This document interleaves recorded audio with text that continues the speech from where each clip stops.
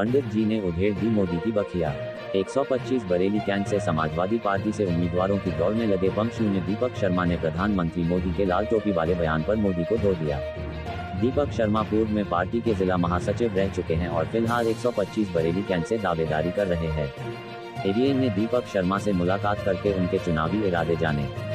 पंडित दीपक शर्मा पूर्व महासचिव समाजवादी पार्टी बरेली और आवेदक 125 के हैं। सर, समाजवादी पार्टी के अलावा आपके क्या मुद्दे हैं जिन पर आप चुनाव लड़ेंगे? मुद्दे तो देखिए, जब हम समाजवादी पार्टी में हैं तो समाजवादी पार्टी से जुड़े ही होंगे। जैसा दिशा निर्देश आदरणीय अखिलेश यादव जी का होगा, जो नीतियां और जो आदेश हम लोगों को प्राप्त होगा, हम उन्हीं के हिसाब से कार्य करेंगे। लेकिन फिर भी महंगाई एक बड़ा मुद्दा है जनता के बीच में, किसानों का एक बड़ा मुद्दा है जनता के बीच में, विकास का एक बड़ा मुद्दा है जनता के बीच में।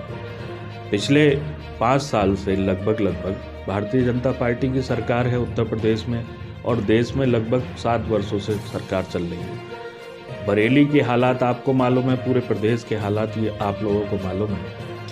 आप लोगों से कुछ भी छुपा हुआ नहीं है। विकास के नाम पर केवल विज्ञापन की सरकार है ये, विकास कहीं कोई होता हुआ नजर नहीं आ रहा है। सर, किसानों की घर वापसी हुई है, किसानों को कहना है एमएसपी पर अगर कानून नहीं बनाया तो हम फिर वापस आएंगे।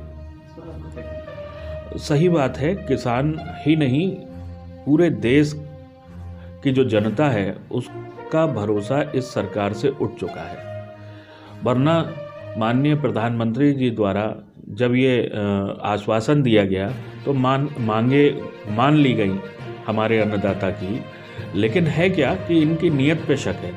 ये लोग कहते कुछ और है और करते कुछ और है।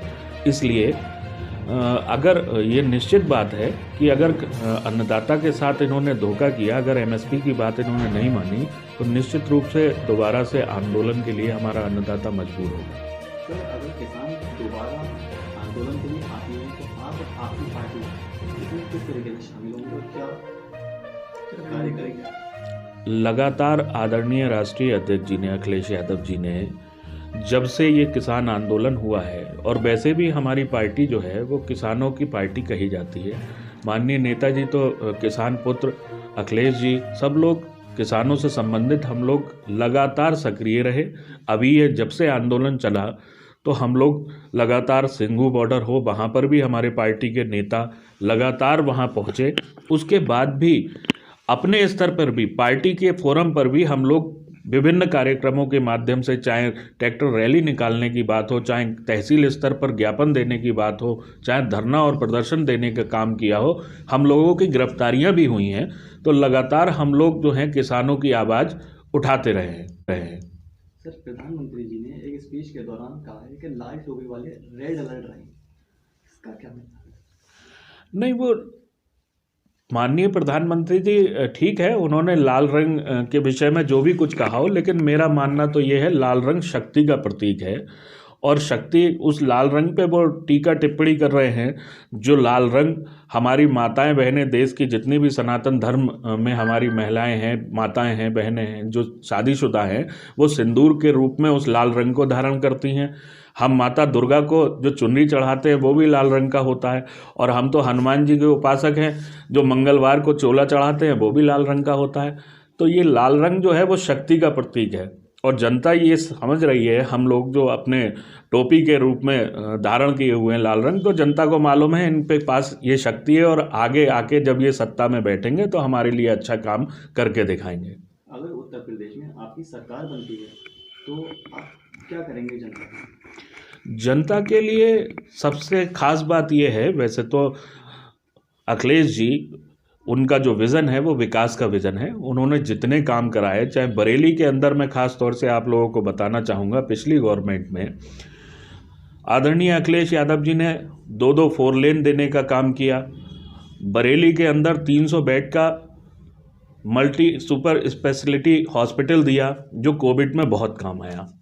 ठीक है, इसके अलावा भी शामतगंज जैसा एक बहुत बेहतरीन पुल देने का काम किया, ब्रिज देने का काम किया, और सैकड़ों पुल और पुलिया, छोटे मोटे काम और सड़कें बनाने का काम, जिला मुख्यालय को 4 लेन से जोड़ा।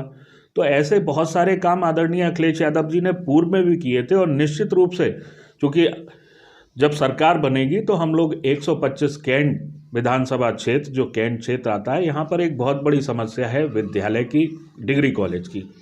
चाहे छात्रा हो चाहे छात्र हो, एक बरेली कॉलेज बसता है, सरकारी कॉलेज है बरेली कॉलेज। वहाँ पर एडमिशन की इतनी मारामार होती है, जो हम गरीब लोग हैं, जो कम आय वर्ग के लोग हैं, उनके साथ बहुत बड़ी दिक्कत है।